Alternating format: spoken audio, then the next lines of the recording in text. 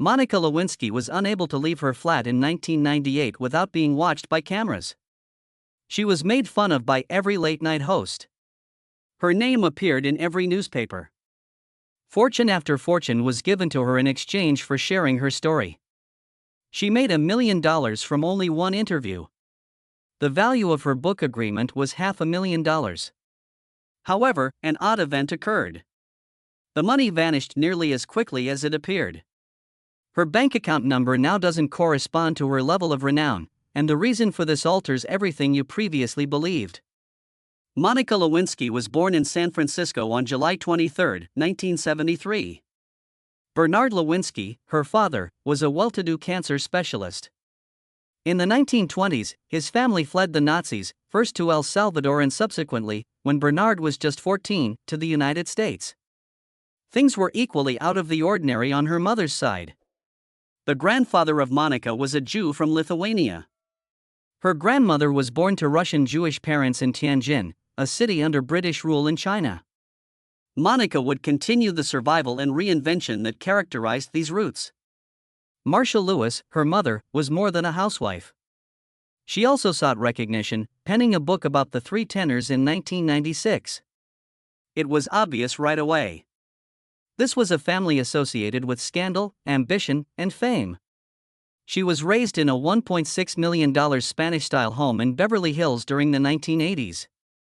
The monthly income from her dad's clinic was $37,000. That's more than $400,000 annually. They drove Mercedes and Cadillacs, attended the symphony, and lavished $20,000 annually on trips. Monica's personal spending was excessive for a teenager. Tennis lessons cost $720 a month, a babysitter costs $300, and her hair costs $100. She attended prestigious schools. John Thomas Dye in Bel Air, followed by Sinai Akaib. Hollywood producers were the parents of her classmates. On their 16th birthdays, children received fancy vehicles. The world was a dream.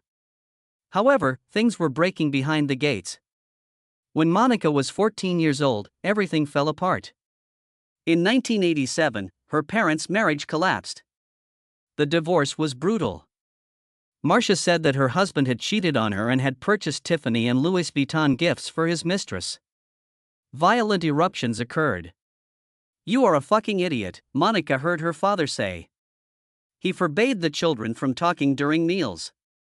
The monthly cost of the therapy alone was $1,800. Monica spent $760 on her own sessions. She acknowledged that "I was raised with lies and that it was captured on camera years later. All my life, I have lied." The home wasn't only broken. Emotional turmoil prevailed. Additionally, it sowed a harmful seed. Monica was taught at a young age how suffering, power, and dishonesty can all become intertwined. Monica attempted to flee to the theater at school. She found solace in joining a close-knit drama club. However, she was deeply affected when their drama teacher committed suicide. After leaving Beverly Hills High, she transferred to Bel Air Prep, a posh school that takes in wealthy, disturbed children. There were just 7 seniors and the annual cost was $12,000. Among them was Monica. She became valedictorian after immersing herself in acting, art, and chorus. Her goals were alluded to in her yearbook. She cited Dr. Seuss and Ezra Pound. Her peers believed she would become well known in the future. They were correct, but none saw what would happen next. Monica started a 5-year affair with her former high school acting teacher when she was 19. Andy Blyler was his name. He was married and 40 years old. With children. When Monica enrolled at Lewis and Clark for college, she followed him all the way to Portland, Oregon. Amazingly, Blyler relocated his entire family there as well. Monica even continued to sleep with him while watching their children. His wife was friendly with her. It was a weird situation. Later, Blyler's attorney said that Monica was sex-obsessed and prone to embellishing events to improve her own reputation. She informed the Blylers that she was heading to the White House to pick up her presidential knee pads before departing for Washington, D.C. Up to 5 calls a day were made to Blyler. She continued to report everything to Andy, even as she became engaged with President Clinton, complaining that all she wanted was oral sex. The trend was obvious. Monica was looking for approval, danger, and power from older, already married males. Monica pursued her studies in psychology at Lewis and Clark. It was logical. People, emotions, and control all captivated her. She even had aspirations of becoming an FBI agent. "I did collaborate with the FBI as a federal target," she later remarked, which is ironic. She was gregarious and boisterous. She was described by professors as the type of person who would suddenly start talking to you. Friends, however, saw something darker. She was unable to maintain secrets. She spread rumors. She discussed the romance with Blyler candidly. She sought therapy as a result of the stress. Even as she continued to spiral, she was attempting to comprehend herself. At the age of 22, she earned her psychology degree in 1995. She made the dean's list in spite of everything. She balanced 3 jobs in her last year. She had a kiosk downtown where she sold ties. Although she didn't perform well there, she completed a practicum at a mental health facility. Additionally, she worked as an intern at a legal assistance organization, compiling information to help people avoid going to jail. It seems that her heart was in the right place. She wished to assist people. She simply had no idea how to assist herself. Then the turn of events occurred. Monica secured an unpaid internship at the White House a month after graduation. Her mother's influential friend, a Democratic fundraiser, helped her land the position. The internship took place in Clinton's chief of staff Leon Panetta's office. She only had a degree and the appropriate contacts. She lacked any unique qualifications or political experience. When the federal government shut down for a week in November 1995, the majority of White House employees were sent home. However, Monica Lewinsky and other unpaid interns were asked to remain. She had only been employed there for a little more than a month, but she was already among the few remaining employees in the West Wing. The president started to appear more frequently after that. Bill Clinton frequently entered the chief of staff's office when the majority of the staff was absent. And that's when he first became aware of her. She was only 22. His age was 49. She repeatedly drew his attention throughout the course of the following few days. There was one particularly memorable occasion. Lewinsky saw that her underwear straps were showing above her slacks during a modest birthday celebration. When she noticed that he was looking, she decided not to change them. Clinton later summoned her to an office. She claimed that her heart was racing. People took notice. Even more than most senior staff, one advisor quipped that she was receiving more FaceTime with the president. Others were agitated. It wasn't a subtle look. Soon after, employees started discreetly searching for methods to get her out of the building. However, it was too late. Days after the birthday celebration, on November 15, 1995, at 1:30 p.m., Lewinsky arrived to the White House. For a moment, she departed. Returned at 5:07 p.m. and didn't depart till 12:18 in the morning. The president was also present. He had a nearly perfect schedule. Their relationship started that evening. He was the most powerful guy in the world and old enough to be her father. A junior intern was what she was. And what transpired between them that evening would permanently alter both their personal and political careers in the United States. 9 recorded sexual encounters would occur over the course of the following 18 months. The majority took place in or close to the Oval Office, including George Stephanopoulos' workspace. He unbuttoned her clothing once, starting at her neck and ending at her ankles. He repeated her phone digits from memory another time. They have more in common than just physical contact. There were numerous gifts. She presented him with frog-themed stuff, novels, designer ties, and even a Sherlock Holmes game. He presented her with stuffed animals from Martha's Vineyard, poetry books, and cigars. One present was very sentimental. A picture in a frame of him with a tie she had given him. Late at night, he contacted her and left messages on her answering machine, expressing his longing for her presence and wishing she was home. At least 3 of these calls were captured on tape. On one of them, Lewinsky was with her friend Linda Tripp, who subsequently discovered that the person on the other end of the line had been the president. Lewinsky developed an emotional bond. She thought she was unique and selected. The blue dress then appeared. Clinton ejaculated over her navy blue dress during oral sex on February 28, 1997, one of their last meetings. She was unaware. That next evening, she went to dinner wearing the dress. She considered wearing it to Thanksgiving once more months later. She found the stain at that point.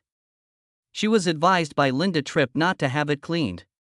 "It's an insurance policy," she said. To prevent her from wearing the garment again, she also told her that it made her look extremely obese. The most crucial piece of evidence in the case turned out to be that clothing. The FBI verified that the DNA matched the president when Lewinsky eventually turned it over in July 1998. Although denial was no longer an option, staff had attempted to keep them apart earlier. Evelyn Lieberman, the deputy chief of staff, moved Lewinsky to the Pentagon in April 1996. Officially, it was due to her unsuitable conduct and subpar work output. Although their affair continued, it was unofficially because she was spending too much time close to the president. They continued to speak on the phone for months. There were no more in-person meetings, but the emotional hold remained strong. They even had sex over the phone. Monica remained hopeful that Clinton would desert his wife for her. He terminated it in May 1997. But she was shattered by the way he did it. He admitted to her that he had hundreds of extramarital encounters before, but said he had made an effort to be faithful since turning 40, according to the Star report. She became aware that she had been just another person in a lengthy queue at that point. Monica met Linda Tripp in the Pentagon. Monica was 23. Tripp was more than 2 decades older. She was familiar with the world Monica had just been yanked from because she had also worked at the White House. She behaved like a mother figure at first. Monica clung to her, devastated and frail. She trusted Linda with the one secret she couldn't tell anyone else, the affair, and opened up, spilling her heart out. However, Linda was not who she appeared to be. Tripp started surreptitiously recording their phone conversations behind Monica's back. Almost the course of several months, she recorded almost 20 hours of discussions. Monica had no suspicions. She talked candidly, even with emotion. She filled Linda in on everything, how she felt confused, how Clinton treated her, and how much she wanted to think he cared. She exclaimed, "I can't take it anymore," at several points during the calls, which exposed the turmoil in her head. One individual cannot handle it all. Tripp continued after that. She spent more than 100 hours working with investigators, reviewing documents, notes, and tapes with the legal team of Kenneth Starr. Using Monica's own comments as proof, she was constructing a case not only against Clinton. Then January 1998 arrived. Monica denied having a sexual contact with Clinton in an affidavit. In the Paula Jones case, it was a deception to keep him safe. Since 1994, that case had been pending. It was getting close to boiling. Monica wasn't merely hiding something. Perjury was being committed by her, and she wasn't acting alone. She pleaded with Linda to lie as well. She repeatedly contacted her, pleading with her to keep the president safe. Tripp disagreed. She handed the FBI everything when she went there. She turned up all of the tapes to independent counsel Kenneth Starr by January 1998. At one final lunch with Monica at a Virginia mall, she wore a wire just to be safe. It was sealed in that last exchange. "I wanted this relationship exposed in the biggest way," Tripp subsequently told ABC News. She asserted that Clinton had been harsh and that she was acting in the public interest. However, Monica was most affected by the repercussions. Clinton was impeached as a result of the tapes. They resulted in his law license being suspended for 5 years and a fine of $90,000. Every newspaper, talk show, and late-night joke in America featured Monica's personal life. President Bill Clinton and his wife, Hillary, were seated at a White House platform on January 26, 1998. He looked directly ahead and stated unequivocally, "I did not have sexual relations with that woman," while the cameras rolled and the world watched. Lewinsky, Mississippi. He did it carefully once more. He went on to say, "These accusations are false," before concluding, "I need to return to work for the American people." It sounded assured. It sounded definitive. It wasn't the truth, though. Her first name was never mentioned by him. He simply referred to her as that woman. Monica Lewinsky was no longer a person at the age of 24, but rather a political menace. Every word had been meticulously crafted by Clinton's team. Oral sex was excluded because the definition of sexual relations was so limited. Therefore, by legal standards at least, he wasn't lying. However, it was a cruel betrayal to Monica and millions more Americans. And that was only the start. On January 17, 1998, 9 days prior, the controversy erupted. After the story was leaked by the Drudge Report, Monica became one of the most talked about women in America almost immediately. Not in a positive way, though. Outside her building, the streets were lined with cameras. Everywhere she went, journalists trailed her. She was confined to her mother's apartment and only permitted to out for brief, supervised walks and doctor's appointments. They took apart her clothes. They tracked her movements. Comedians made fun of her name every night. "I was possibly the most humiliated person in the world," she subsequently stated. It was not hyperbole. All of this took place while the internet was only getting started. Even before social media, the internet was a harsh place. Lewinsky was the first well-known person to be subjected to widespread digital humiliation.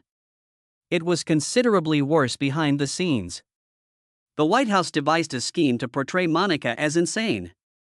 Clinton's intimate associates characterized her as unstable, delusional, and obsessed. She was described as a narcissistic Looney Tune by Hillary Clinton. The script was picked up by allies in the press. Before long, Monica was being called a homewrecker, a liar, and a stalker. She made it up, they said. She referred to it as gaslighting years later. Preserving Clinton's presidency was not the only objective. The purpose was to undermine her credibility. And it worked for a time. The general populace was unsure of what to trust. In private, Monica suffered a terrible loss. She had trouble falling asleep. She was unable to eat. And the idea that tormented her the most was straightforward and horrifying. "I'd like to pass away." The fear was genuine, but she never tried. Marcia Lewis, her mother, remained by her side. At night, she remained by her bed. When Monica took a shower, she left the bathroom door open. She was afraid her daughter could die from embarrassment. And it nearly did, in many respects. Monica Lewinsky was confined for a total of 6 arduous months. She was afraid that the law would catch up with her because she had lied under oath. However, on July 28, 1998, everything changed. She eventually consented to testify before a grand jury on that day. She received total immunity in exchange, a unique opportunity. Monica, a former White House intern, was only 25 years old. For months, her lawyers had pleaded for a deal. She finally demonstrated her readiness to speak to Kenneth Starr's prosecutors during a private meeting in New York. They granted her what is known as transactional immunity because she didn't withhold anything. She was therefore exempt from all charges pertaining to the 6-month investigation. No lying. No impediment to the administration of justice. Nothing. Monica had testified in January that she had never had a sexual relationship with the president, therefore it was significant. That was untrue. Additionally, she assisted Linda Tripp in developing talking points. To claim not to be aware of the claims made by another woman. It might have been blockage. However, as long as Monica revealed the truth, she was safe because of the agreement. The bargain would be void if she lied even a little bit again. The president's time then came. On August 17, 1998, Bill Clinton gave an oath of office. History would remember what he said. He hesitated when asked if he would tell aides, "There's nothing going on between us." Then he responded in an odd way. He wasn't kidding, but it depends on what the word means. He said that his rejection was technically correct if it was intended at this precise moment. However, that was different if it meant ever. Reporters were taken aback. It was a field day for comedians. Clinton, however, was attempting something important behind the laughter. Avoiding the truth by employing deceptive language. He said he was only picking his words carefully and wasn't lying. There isn't an inappropriate relationship, even when he told PBS. If he concentrated simply on the here and now, he knew it wasn't a lie. He was referred to as intelligent by others. He was referred to as sleazy by others. He was simply referred to as existential Willie by many. Congress, however, wasn't amused. The House of Representatives voted to impeach President Clinton on December 19, 1998. 2 charges. Perjury comes first. Obstruction of justice comes in second. Both had a direct connection to the Lewinsky scandal. It had been outlined in the Starr report. Clinton had attempted to sway witnesses, lied about his connection, led his attorney to provide a judge with misleading information, and lied in the Paula Jones case. That was Article 1's main focus. As well as Article 2. Clinton was accused of betraying his trust and undermining the integrity of his position. However, the lawsuit didn't make it very far when it got to the Senate. Perjury received 45 votes. The obstruction vote received 50 votes. The 67 required to remove him from office was not met by either. Clinton remained in office. However, his name would always bear the stigma of impeachment. The focus then shifted to Monica. She had a meeting with Barbara Walters on March 3, 1999. The interview wasn't your typical one. In TV history, it became the most viewed news program. 70 million people watched. Monica Lewinsky was broadcast on almost half of all American televisions that evening. ABC made money. The increase in commercial prices was more than 4 times.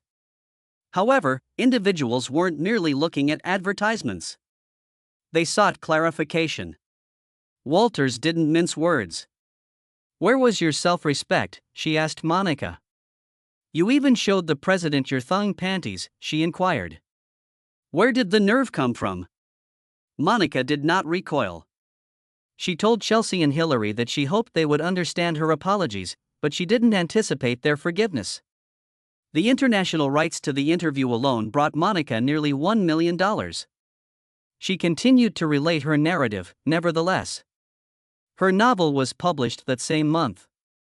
Andrew Morton, who penned the biography of Princess Diana, was her collaborator. Monica's story, their book, shot to the top of the New York Times bestseller list very fast. The deal brought Monica about $500,000. Beyond the Starr report, the book probed further. Private information was exposed. Similar to Monica's experience getting pregnant during a period of time when she and Clinton were not dating, having an abortion, and then going to therapy. She criticized Starr's strategies as well. According to Morton, Starr not only conducted research but also emotionally abused and violated her. Monica concurred. She also backed Hillary Clinton's allegation of a massive conspiracy by the right. One of the most well-known scandals in American history did not just pass Monica Lewinsky by. In ways that no one anticipated, she battled to reclaim her life piece by piece. A $1 million contract with Jenny Craig appeared to be her big break at the beginning of 2000. She only needed to shed 40 pounds in 6 months. According to the corporation, she embodied the modern woman, busy, anxious, and grappling with her weight.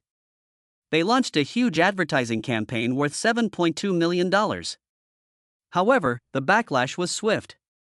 Some franchises of Jenny Craig declined to show the advertisements. They discontinued the entire campaign by February. It ended in April. Monica only received $300,000. 70% less than what was promised. Her name had opened a door once more and then slammed it shut in an instant. Monica, however, continued. She started her own company, The Real Monica Incorporated, a line of handbags, later that year in September 1999. This was no sloppy celebrity cash grab. In fact, she created the bags herself. She went to supervise manufacturing in Louisiana. Top retailers carried her reversible bohemian-style totes. Fred Siegel in California, Henri Bendel in New York, and even the Cross in London. Reporters covering fashion began concentrating on her designs rather than her history. She was now being recognized as a legitimate designer, according to One PR. She briefly appeared to have made it, but the business eventually dwindled. It was difficult to escape the specter of her scandal. Then she made one of her most audacious decisions to date, reality TV. She hosted the strangely twisted dating program Mr. Personality on Fox in 2003. Throughout, the men wore full face masks. Initially, Fox's wager that Monica would attract viewers paid off. The show received high ratings when it debuted. She had finally found her way, according to critics, but the wrath came back. The audience objected to her using her history. Ratings quickly declined. The 2-hour finale was shortened to 1 hour. There were just 5 episodes in the series. Nevertheless, Monica had demonstrated her ability to compete on TV. She made appearances on television all across the world between 2000 and 2003. She appeared on The Tom Green Show, when she and the host went through his parents' house looking for fabric. She covered American culture on a show called Monica's Postcards in the UK. She spoke with Graham Norton in the UK and appeared on High Chaparral in Sweden.